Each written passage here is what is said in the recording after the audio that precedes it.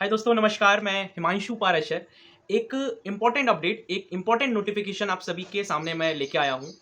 मैं आज की इस वीडियो में बहुत सारी बातें बताऊंगा उन बच्चों के लिए जो रिसेंटली अभी 12th पास किए हैं, उनके लिए भी, और जो 25, 26, 27 साल के भी हैं, 24, 23, 22 साल के भी हैं, तो सभी की बातें करेंगे।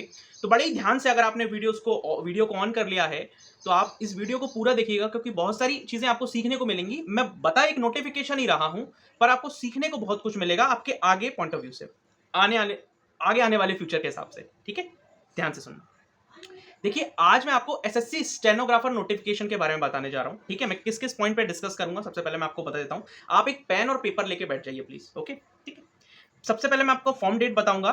फॉर्म डेट ये एक फॉर्म होता है एसएससी स्टेनोग्राफर। स्टेनोग्राफर एक पोस्ट होती है। ठीक है, तो इसकी फॉर्म डेट जो है वो 26 अगस्त से है। तो ये सारी चीजें बताऊंगा मैं आपको।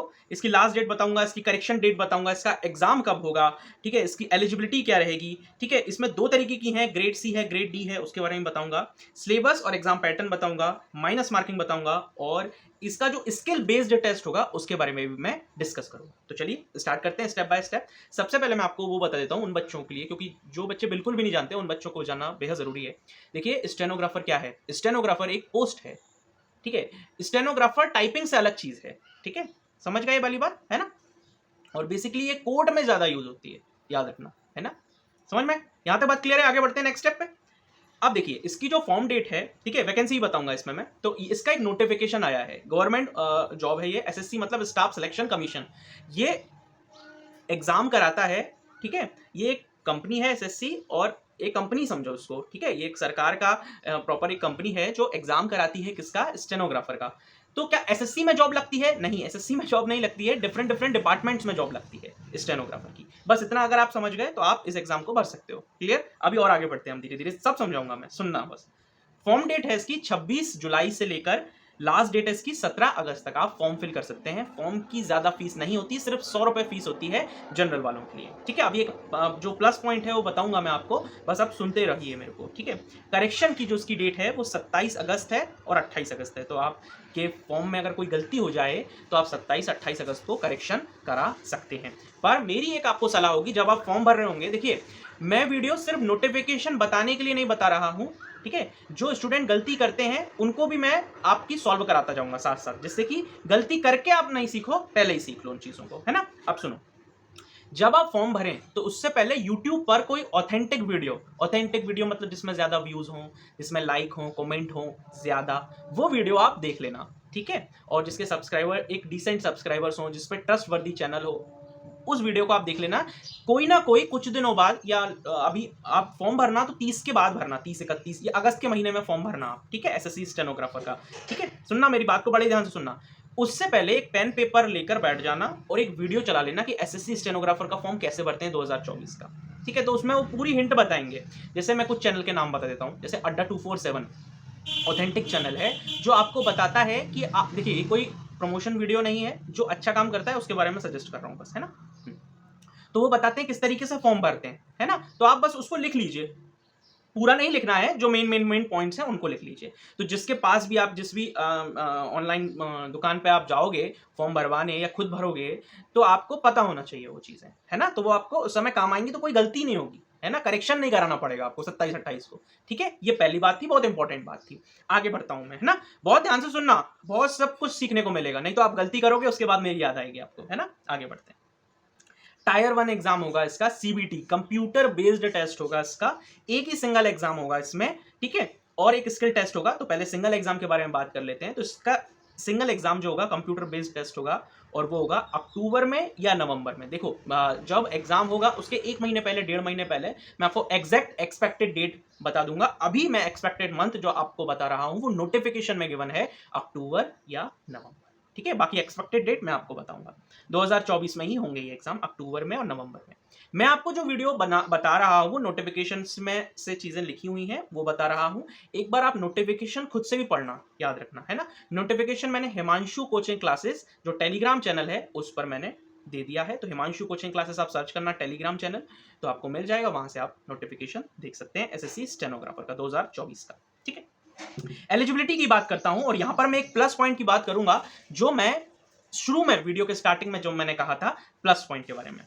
तो इसमें क्लास 12th वाले भर सकते हैं, जो 18 साल का हो, जिसका क्लास 12th हो गया हो, ठीक है, वो फॉर्म भर सकता है। अब मेरी बात को बड़े ही ध्यान से सुनना।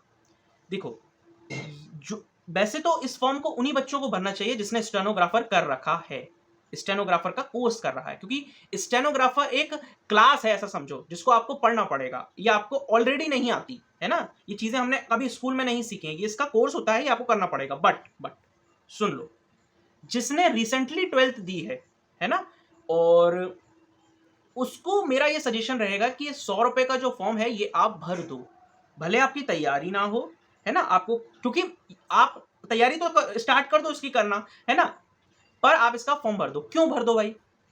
ये भी तो बात उठती है कि जब हमारा होगा ही नहीं, हमने स्टेनोग्राफर आते ही नहीं, तो फिर क्यों भर दें? एग्जाम देखने के लिए सिर्फ। एग्जाम किस तरीके का आता है, क्या मैं अगर आगे स्टेनोग्राफर करूंगा और इस टाइप का पैटर्न आएगा तो क्या निकल जाएगा मेरा पेपर? इस सोच के साथ फॉर्म भर दो बस। होगा नहीं, आपको भी पता है, मुझको भी पता है, पर फॉर्म भर दो, ठीक है। और अपनी प्रिपरेशन स्टार्ट कर दो बेसिक से, मैथ्स, रीजनिंग, इंग्लिश, ये बेस होता है, मैथ, रीजनिंग, इंग्लिश। अभी मैं इसका पैटर्न ही बताऊंगा क्या क्या आ रहा है इसमें, पर आप अपना सिलेबस स्टार्ट कर दो। यदि आप गवर्नमेंट की तरफ मूव हो रहे हो, तो गवर्नमेंट एग्जाम की तरफ आपकी सोच है कि मैं गवर्नमेंट एग्जाम ही निकालूंगा, गवर्नमेंट जॉब ही लूंगा, तो उन बच्चों के लिए बता रहा हूं मैं, जो MBA, BBA, CA, इन सब के लिए मैं बोल भी नहीं रहा हूं, उन्होंने शायद क्लिक भी नहीं किया होगा इस वीडियो पे, मैं ऐसा मान के चल रहा हूं, ठीक है। तो यहां तक समझ में आ गया? आगे बढ़ता हूं मैं, है ना। तो फॉर्म में गलती मत करना कि जो स्टेनोग्राफर है वो तो भरेगा ही इस फॉर्म को डेफिनेटली, पर जिसने रिसेंटली में 12th दिया है, जो सिर्फ प्रिपरेशन करने की सोच रहा है, वो एक बार फॉर्म भर के देख सकता है कि यार ये SSC टाइप का जो एग्जाम होता है ये मेरे लिए बना भी है या नहीं, है ना। तो थोड़ा सा आपको, जब आप प्रिपरेशन मोड से गुजरेंगे, जब आप यूट्यूब पे वीडियोस देखेंगे, है ना, अभी मैं जो पैटर्न बताऊंगा, एग्जाम पैटर्न, सिलेबस बताऊंगा, सब्जेक्ट्स बताऊंगा, तो ये जब आप पढ़ेंगे तो आपको पता चलेगा कि आप अच्छे से कर पा रहे हो या नहीं कर पा रहे हो, ठीक है। आगे बढ़ते हैं। देखिए, इसमें 2 तरीके की पोस्ट हैं, स्टेनोग्राफर ग्रेड C और स्टेनोग्राफर ग्रेड D। थोड़ा बता देता हूं। स्टेनोग्राफर ग्रेड C में 18 से 30 साल के बच्चे फॉर्म भर सकते हैं, बच्चे ही बोलेंगे उनको हम, ठीक है। और स्टेनोग्राफर ग्रेड D में 18 से 27 साल के स्टूडेंट्स फॉर्म भर सकते हैं, ठीक है। स्टूडेंट्स पकड़ लेते हैं, ज़्यादा सही रहेगा, है ना। अब हम सिलेबस और एग्जाम पैटर्न की बात कर लेते हैं, ठीक है। तो इसमें जनरल इंटेलिजेंस एंड रीजनिंग आएगा। जो मैं सब्जेक्ट का नाम बोल रहा हूँ ना, इसको पूरा सुनना, क्योंकि हमसे गलती पता क्या होती है, हम सोचते हैं सिर्फ रीजनिंग आएगा, ऐसा नहीं है। मैंने बोला इसमें जनरल इंटेलिजेंस एंड रीजनिंग आएगा। आप नोटिफिकेशन में देख सकते हैं, Himanshu coaching classes Telegram channel पर मैंने इसका नोटिफिकेशन डाल रखा है। डिस्क्रिप्शन आप जब खोलेंगे तो उसमें बाकी डिटेल्स भी मिल जाएंगी मेरी, सबसे नीचे आप देखेंगे तो, ठीक है। फिर इसमें आएगा जनरल अवेयरनेस। जैसे जनरल अवेयरनेस में सिर्फ करंट अफेयर्स नहीं आएगा, इसमें हिस्ट्री, पॉलिटी, साइंस, बाकी चीज़ें भी आ जाएंगी, ठीक है ना। एक थर्ड है इसमें इंग्लिश लैंग्वेज, जी हाँ, इंग्लिश लैंग्वेज एंड कॉम्प्रीहेंशन, तो ये भी आएगा। इंग्लिश लैंग्वेज इसमें 100 क्वेश्चन आएंगे 100 मार्क्स के, जनरल अवेयरनेस 50 क्वेश्चन 50 मार्क्स, और जनरल इंटेलिजेंस 50 क्वेश्चन 50 मार्क्स। 2 घंटे का ये पेपर रहेगा। इसमें कोई सेक्शनल टाइमिंग नहीं होगी, मतलब ऐसा नहीं रहेगा कि जैसे 50 मिनट के लिए इंग्लिश करोगे या 50 मिनट के लिए साइंस करो, वो रीजनिंग करोगे, या 50 मिनट के लिए जनरल अवेयरनेस करोगे, ऐसा नहीं रहेगा। टोटल 2 घंटे का समय होगा और ये टोटल 200 क्वेश्चंस होंगे आपके पास, ठीक है। यहाँ तक बात क्लियर हो गई। अच्छा, मैंने वीडियो के स्टार्टिंग में बोला कि जो बच्चों ने अभी 12th किया है वो अपनी तैयारी शुरू कर दीजिए मैथ, रीजनिंग और इंग्लिश पढ़ के, बोला ना ये वाली बात। पर आपने सुना होगा, मैंने एग्जाम पैटर्न में मैथ्स का तो सवाल ही बोला ही नहीं, है ना। देखिए, लोग बाग बोलते हैं कि स्टेनोग्राफर उन बच्चों को करना चाहिए जिनका मैथ्स वीक है। देखिए, मैथ्स जिसका वीक होता है उसका भी अच्छा हो सकता है, ठीक है ना। मेरा मैथ्स बहुत ज़्यादा वीक था, वो एक लेवल पे आ गया है, ठीक ठाक लेवल पे, मतलब मैं फेल नहीं होता मैथ्स में, ये कंडीशन। पर पहले ऐसा नहीं था, तो मैथ्स से इतना घबराने की जरूरत नहीं है। तो इसलिए मैथ्स भी पढ़ना है आपको, अगर आपको बाकी एग्जाम देना है आगे, है ना। बाकी कहा जाता है कि ये स्टेनोग्राफर एक ऐसा एग्जाम है जिसको मैथ्स बहुत ज़्यादा वीक है, मैं इसको नहीं मानता, ठीक है। इसलिए, पर ऐसा बोलते हैं लोग, तो उनकी बात को मैं कोट कर रहा हूँ। जिसका मैथ्स बहुत ज़्यादा वीक है उसको स्टेनोग्राफर का एग्जाम भरना चाहिए, ऐसा लोग कहते हैं, मैं नहीं। तो आप मैथ्स की प्रिपरेशन भी करना। जो 12th अभी रिसेंटली पास किए उनको मैं सजेशन दे रहा हूँ, उनको नहीं, जिसने सिर्फ स्टेनोग्राफर का एग्जाम निकालने के लिए किया, उसको मैं बिल्कुल सजेशन नहीं दे रहा हूँ मैथ्स पढ़ने का, ठीक है। आपकी टेंडेंसी, आपकी स्ट्रेटेजी अलग है ना। मैं अभी यहाँ पर 12th वालों को ज़्यादा सेंटर पॉइंट में रख के समझा रहा हूँ चीज़, है ना, जिन्होंने रिसेंटली में 12th पास किया है और वो गवर्नमेंट सेक्टर में आगे बढ़ना चाहते हैं, जो अपना करियर गवर्नमेंट सेक्टर में बनाना चाहते हैं, उनके लिए। आगे बढ़ते हैं। देखिए दोस्तों, इसमें माइनस मार्किंग भी है, इसमें 0.25 मार्क्स की माइनस मार्किंग है। अब ये क्या होता है 0.25, मैं समझा देता हूँ आपको। देखिए, 0.25 मार्क्स की माइनस मार्किंग का मतलब ये होता है कि जब आप 4 गलत करेंगे तो आपका 1 नंबर कट जाएगा। जब आप 4 क्वेश्चन गलत कर देंगे, गलत मतलब आपने तुक्के लगा दिए, फॉर एग्जांपल आपने 40 तुक्के लगाए तो आपके 10 नंबर कट जाएंगे। समझ गए आप मेरी बात को? क्योंकि 4 क्वेश्चन गलत होने पर आपका 1 नंबर कट हो जाएगा। तो ऐसे ही आप 40 अगर गलत करेंगे तो आपके 10 नंबर कट जाएंगे। क्लियर? ये माइनस मार्किंग 0.25 होती है, इसी को कहते हैं। ठीक है, आगे बात करते हैं हम स्किल बेस्ड टेस्ट की जो होगा इसमें। तो इसमें पहला जो पेपर होगा वो कंप्यूटर बेस्ड टेस्ट होगा, जिसमें इंग्लिश आएगी, रीजनिंग आएगी और क्या आएगा, जनरल अवेयरनेस आएगी, है ना। मैथ्स नहीं आता इसमें। अब इसमें स्किल बेस्ड जो टेस्ट होगा, मतलब सीबीटी के बाद जब होगा, जब उसकी कोई डेट आएगी तब जब होगा, तो इसमें क्या होता है, इसमें बेसिकली हिंदी और इंग्लिश आपको स्किल टेस्ट देना पड़ता है। मतलब जो आपने सीखा है ना, स्टेनोग्राफर का प्रॉपर कोर्स होता है। तो अगर कुछ लोग जैसे 12th जो पास किए हैं वो इस बार इस एग्जाम को देंगे, अगर उनको थोड़ा बहुत भी इंटरेस्ट आता है तो वो स्टेनोग्राफर का भी कोर्स कर सकते हैं। जहाँ पर भी आप हो उस जगह पर कहीं ना कहीं करवाया जाता होगा ये कोर्स।